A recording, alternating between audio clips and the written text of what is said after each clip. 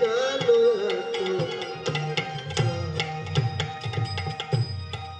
সেই রাজা দাঁড়াতে পারে না, শুতে পারে না, সারা দেশ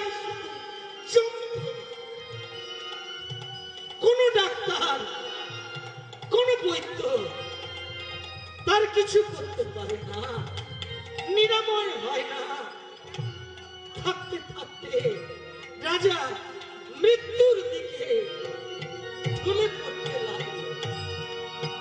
ভক্তমন্ডলী, ভক্তিমতী মায়েরা, আপনারা জানবেন আমাদের এই মানুষের জীবনে, এই মনুষ্য জীবনে অনেক কাজের মধ্যে আমরা কিছু ভালো কাজ করি, আর করি বলে আপনাদের জীবনে দেখবেন কিছু সময় কোন দিন এক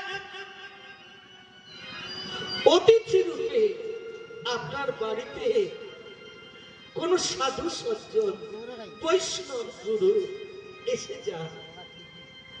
আপনারা যদি দেখেন যে আপনাদের বাড়িতে বিনা নিমন্ত্রণে যদি কোনো বৈষ্ণব এসে যায়, তাহলে বুঝতে পারবেন যে ভগবানের প্রতিনিধি এসে গেছে, তরুণী থেকে গেছে।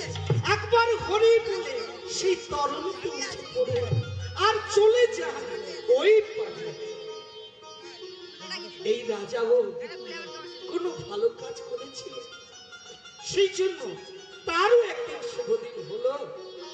একদিন বিনা যন্ত্রে হরি নাম গাইতে গাইতে দেবর্ষি নারদ সেই রুগ্ন ব্যাধিগ্রস্ত রাজার গৃহে এলে হরি নাম গাইতে গাইতে।